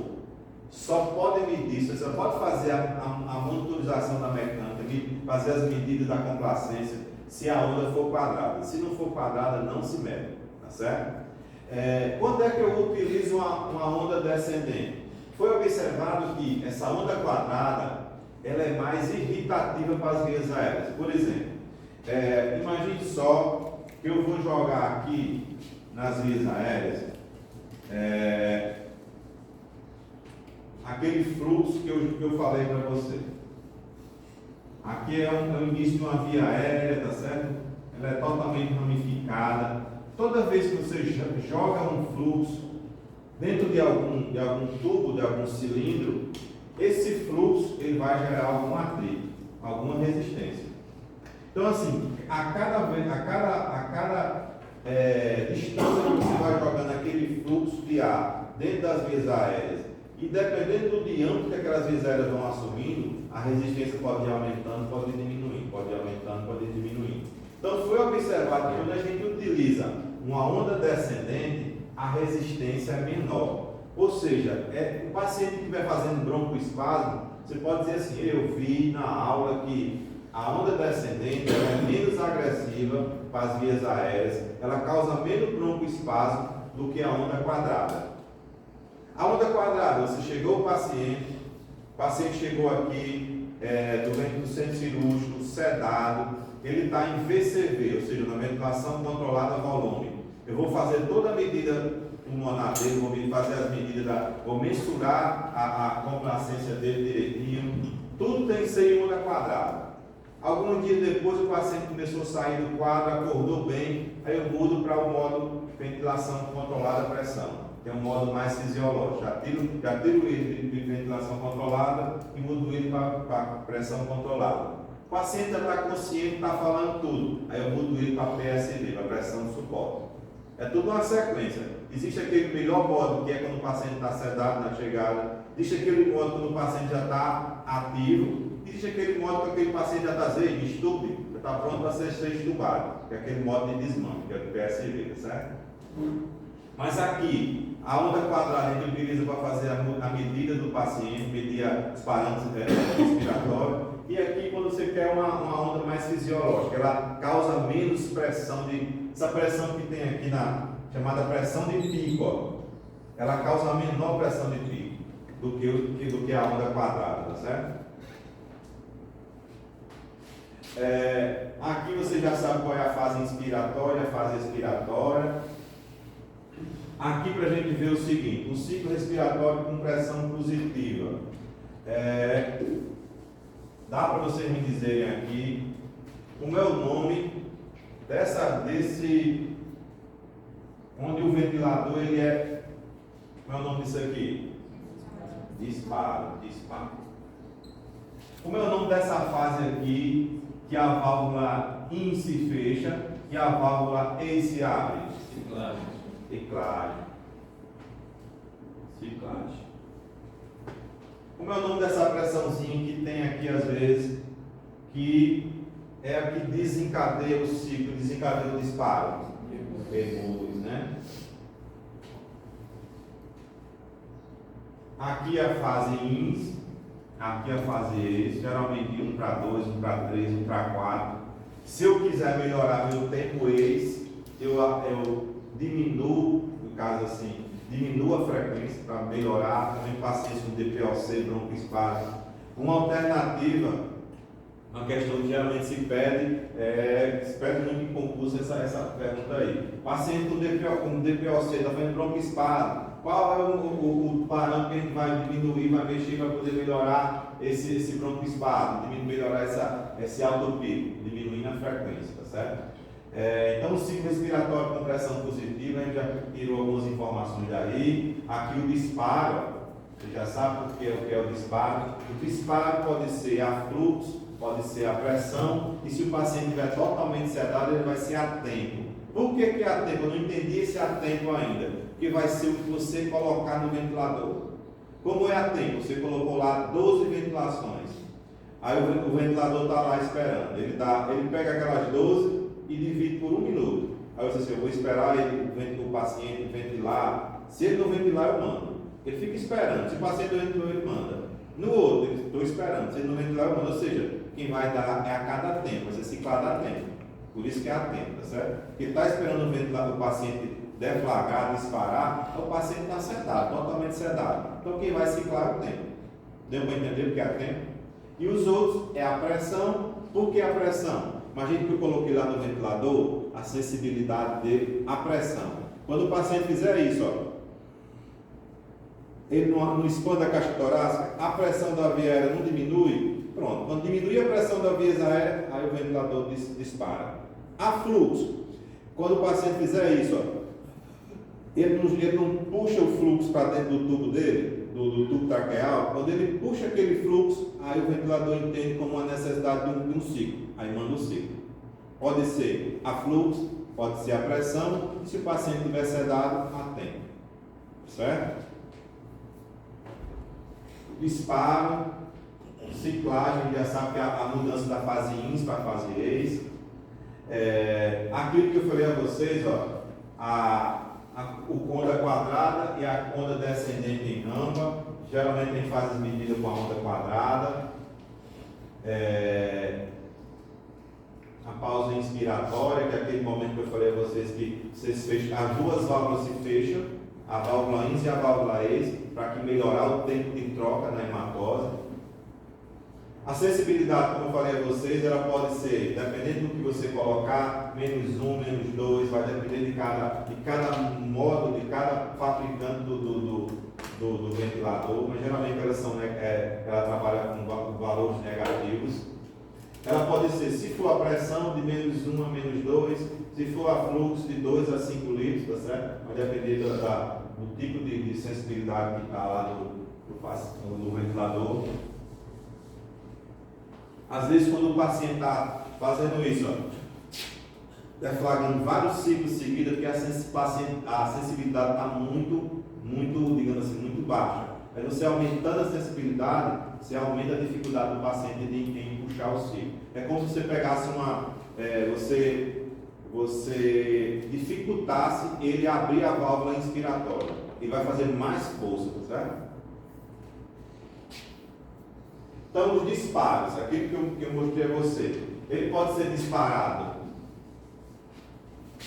A pressão, eu já mostrei, não sei como é a pressão, quando aumenta a pressão intratorácica diminui. A fluxo também eu já mostrei a vocês. A tempo, quando o paciente está sedado. E o disparo que eu vou falar aqui para vocês saberem, mas praticamente nós não utilizamos ainda no nosso dia a dia. Existe um disparo chamado NAVA, que é um neural, é um disparo neural. Como é que funciona isso? É uma sonda nasointeral, tipo uma sonda nasointeral. Você passa essa sonda, esse catéter, e ele vem ele tem um sensorzinho na ponta dele, e esse sensor fica a nível aqui dos pilares do diafragma. Quando ele sente que o diafragma está despolarizando, aí ele manda o ciclo. É o modo neural de despolarização, de disparo, certo? É o modo NAVA. Só para ter de conhecimento, mas geralmente não tem nada aqui ainda que a gente utiliza. Isso é utilizado só a título de pesquisa, tá certo?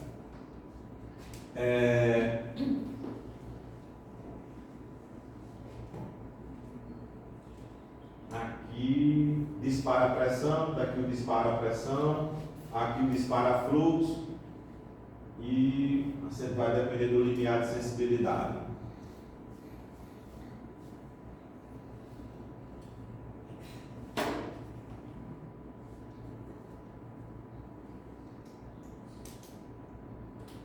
Aqui ele tenta mostrar o seguinte: o paciente fez uma sensibilidade aqui a fluxo, a pressão no caso, o paciente fez um esforço e o ventilador não respondeu com um ciclo.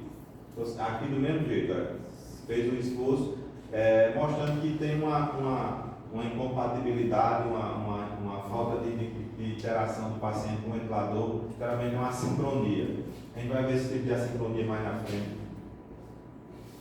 A relação em ex, que a gente já viu, geralmente é 1:3, para você ter um ciclo constante, um ciclo bem, possa eliminar bem o volume que entrou na fase inspiratória.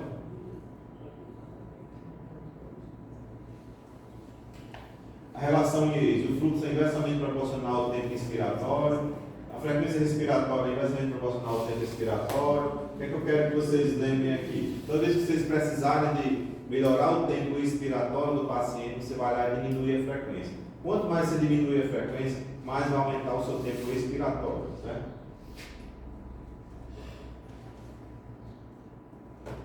O NAVA é aquele que eu mostrei a vocês, que vem até aqui, ó, esses pilares, ele fica aqui nessa altura, a sonda do NAVA, tá certo? O modo ventilatório, ele é chamado, ele é a maneira como o ventilador pulmonar, ele determina, seja parcial ou totalmente, como e quando os ciclos respiratórios são afetados ao paciente. Ou seja, a maneira como você vai dar aqueles 500 ml que eu venho falando desde o início da aula, como é que você vai dar aqueles 500 ml, se você vai dar parcial totalmente, ou seja, como é que você vai administrar aqueles 500 ml que você vai dar ao paciente durante todo o ciclo inspiratório, tá certo? Então é o que se chama modo inspiratório. Tem vários modos inspiratórios, as classificações são baseadas na fase inspiratória, é a fase ativa, e a fase expiratória a gente já viu que é totalmente passiva. No ciclo ele pode ser controlado. Quando é que ele é controlado? O ventilador controla toda a fase inspiratória, substituindo totalmente o esforço muscular e neural do paciente.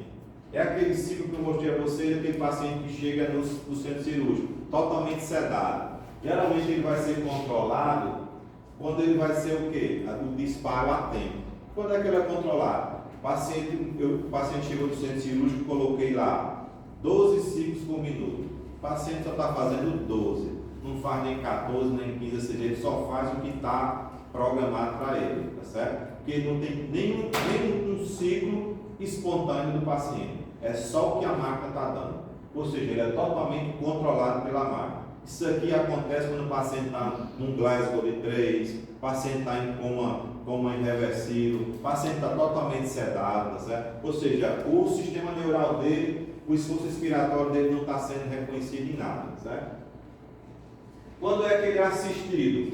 Isso é bem interessante vocês saberem digamos assim, saber o conceito. Assistido, o ventilador apenas auxilia ou assiste a musculatura respiratória que se encontra ativa.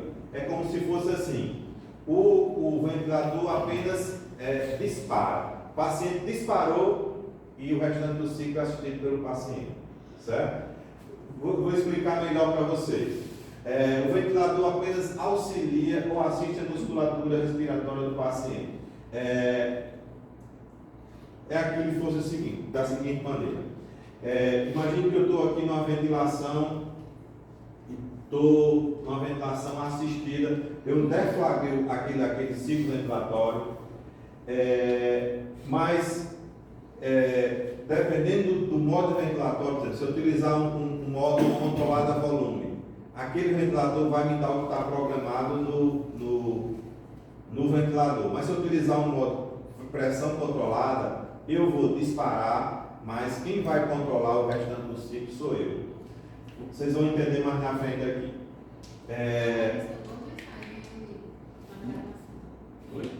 Apareceu duas mensagens.